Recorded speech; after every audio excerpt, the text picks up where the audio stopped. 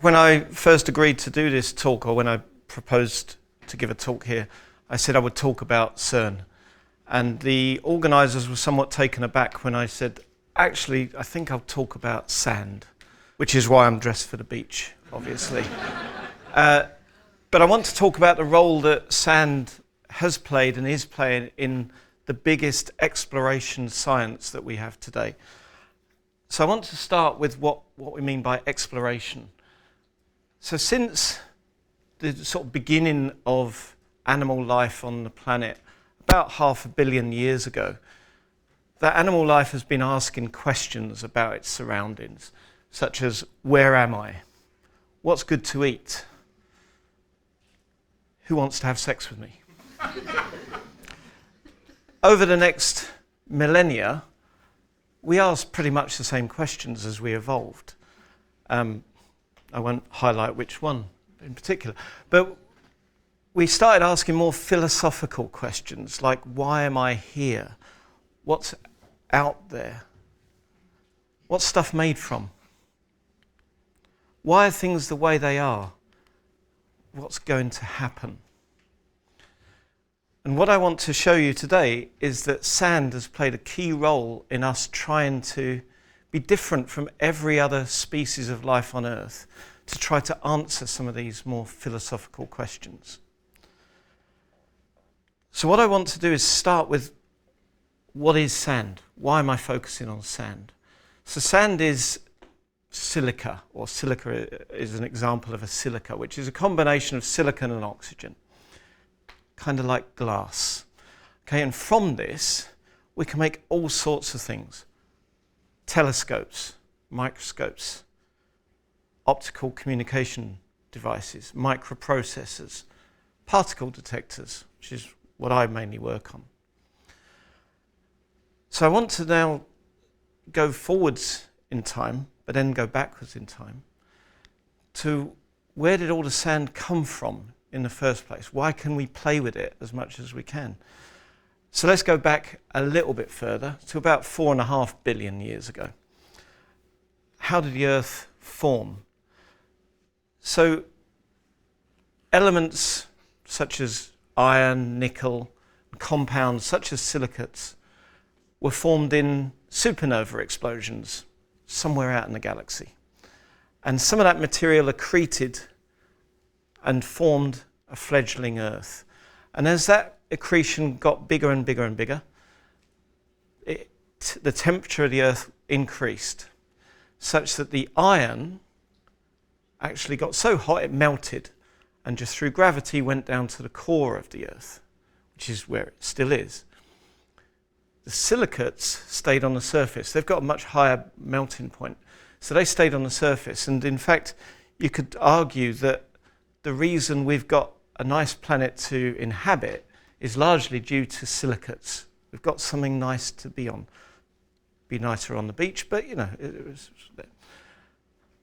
I zip around a bit in time, and now we're going to go forwards by about 4.5 billion years to what I call the second age of sand. So this is the development of telescopes. This came about around the 17th century Renaissance, when philosophers, fledgling scientists, started to make lenses. And then from lenses, they developed things like telescopes. So Galileo, you all know about, and formed some of the first telescopes that essentially focus light onto an objective which people look through. And those advanced very quickly in the 17th century to enable people to discover things. They discovered moons orbiting around Jupiter. They discovered that nebulae were formed of stars. So they discovered new things. Then, of course, like most scientists, you think, well, bigger is better, surely. So the telescopes got bigger. And this one is a fun one. This is 45 meters long. But as most scientists will also tell you, bigger is not necessarily better. And this wasn't actually very good. The slightest movement means the image is just destroyed.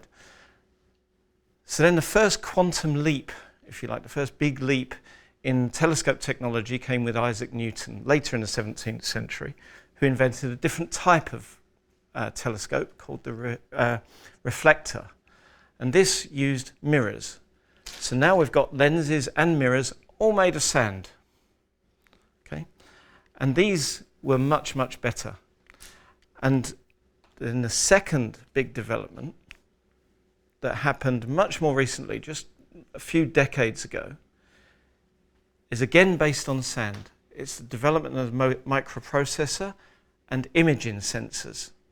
And you put that all together, and modern telescopes are really based purely on sand, if you want to look at it like that. So, for example, one of the biggest telescopes, imaginatively called the VLT, the Very Large Telescope, this is operated in Chile by the European Southern Observatory, so by a European consortium. And this device and ones like it, so you can see the scale here is absolutely enormous, has been used to understand more about the universe, so understand why galaxies move in the way that they do, to discover things like exoplanets, so planets orbiting distant stars. So we're really not alone in living on a planet that orbits a star. And just looking further out into deep space. Where we're going now with this is even more imaginative names of telescopes. So the next big telescope that's going to be down in Chile is extremely large. See where I'm maybe going with this? It's called the ELT, the Extremely Large Telescope. And the sort of image it should give us, so this comes online later this decade, should be way clearer than even the present best. But we don't just have telescopes on Earth, we also have them out in space. So most of you know about the Hubble Space Telescope, and this is an image that the Hubble has taken of the same area of space. And then more recently, that's been in the news a lot, is the James Webb Telescope. And there the images are crystal clear. And the point here is you're not seeing further, you're seeing more clearly. So you're being able to do precision measurements or precision studies now. And not only exploring the world, but understanding whether physics is actually true, or things we learned back in high school or university level are actually true. So this image is one taken again by the VLT, the smaller version of the Very Large Telescope. And this is an image not of 5 stars, it's actually of 2 galaxies. So there's an orange galaxy and a white galaxy. The white galaxy is actually behind the orange one. But the light coming from that white galaxy is bent around the orange one in a thing called gravitational lensing, predicted by Einstein in 1936. And we've found out that that prediction, based on general relativity, is actually true.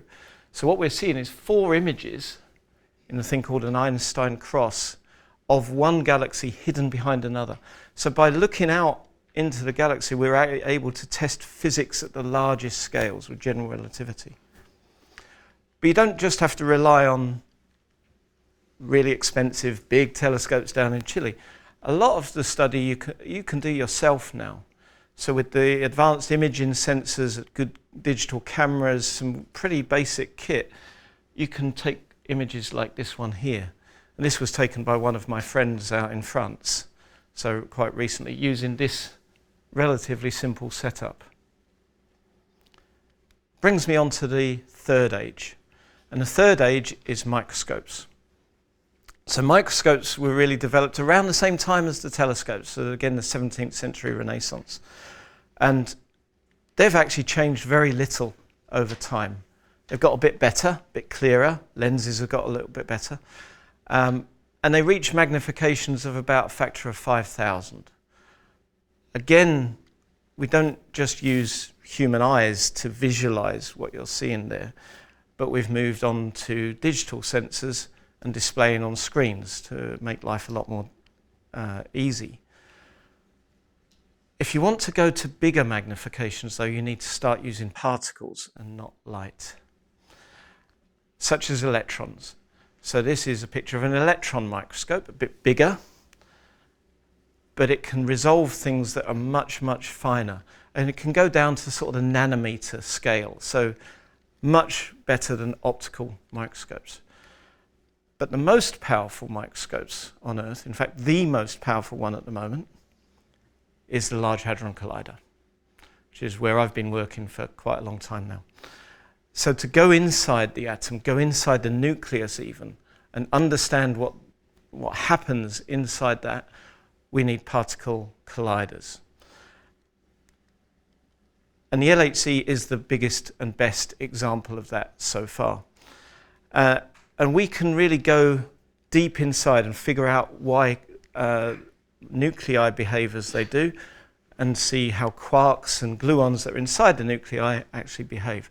But it does more than that, because weirdly, when we collide protons together, we don't just see what's inside them. We can create new things, because the energy released in that collision can actually produce, through Einstein's famous E=mc², new particles. And these new particles are not really new. They existed at the time of the Big Bang. They existed nearly 14 billion years ago, but don't any longer. So in fact, the LHC is kind of like a time machine. To visualize those collisions, we need particle detectors. So this is the one I work on. It's called the compact muon solenoid. Again, imaginative names, compact. Compact doesn't mean small.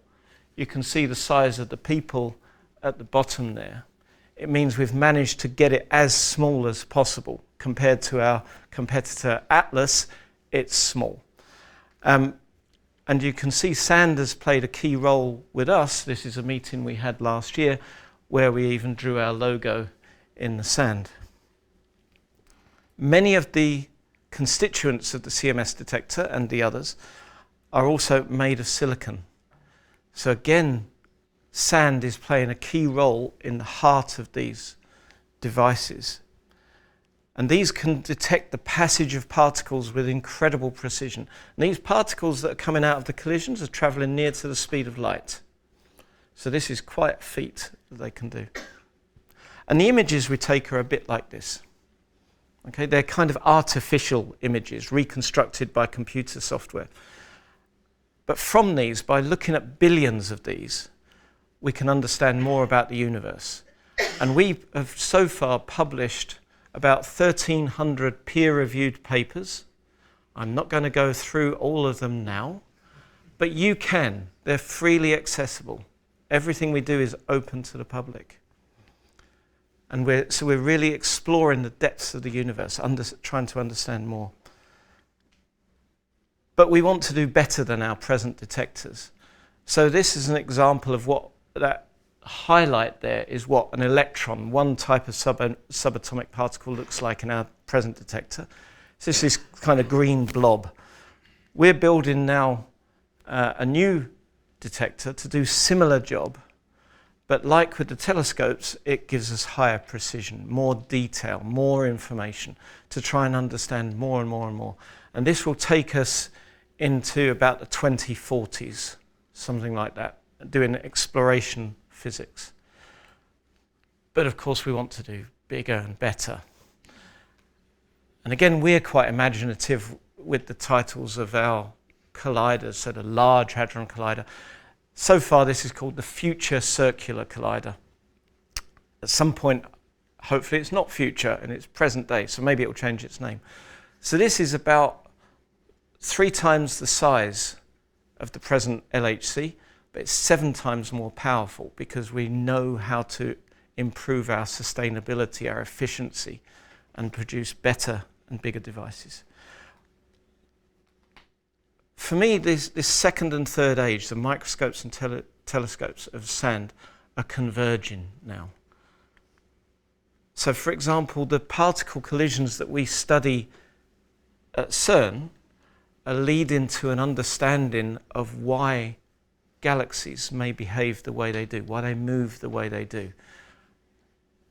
So the two things are really intrinsically linked. We know, for example, that this galaxy, this spiral galaxy, has something in it that we can't see, that we imaginatively call dark matter. We can't see it. We're trying to create dark matter in our experiments to understand things at the biggest scale. So we've learnt a lot. Over the past centuries, we've really learnt a lot about the way the universe is at the smallest and the biggest scales. But as I come back to Einstein, he's played quite a big role in both ends of this. And I like the quote, "The more I learn, the more I realise how much I don't know." So if I look at what our present understanding of the universe is, it looks a bit like this lovely pie chart, where the red part is trying to answer that question that primitive man asked of what is stuff made from. But actually the red part is what we understand. It's about 5%. So we know 5% of the universe is made of the same stuff as all of us, the air, the stars. But 95% isn't. We don't know what it is. We know it's there, but we don't know what it is. So when we ask the questions like, why are things the way they are? Well, the answer is we really don't know. When we ask the question, what's going to happen? Again, we kind of know, but we don't know why. We don't know why the universe is expanding at an ever-increasing rate. This dark energy is doing something, but we don't know why it's there. We don't know what it is. So I hope I've shown you that a lot of the exploration science that we're doing at scales that are 40 orders of magnitude apart, from the infinitesimally small to the infinitely large, rely on sand for the glass, for the silicon detectors, for the silicon that's in the chips, in everything that we use. So next time you're on a beach, having a very nice holiday hopefully, just look down and think about what roles sand is playing in our universe, in our exploration of that universe. So let's have a round of applause for sand.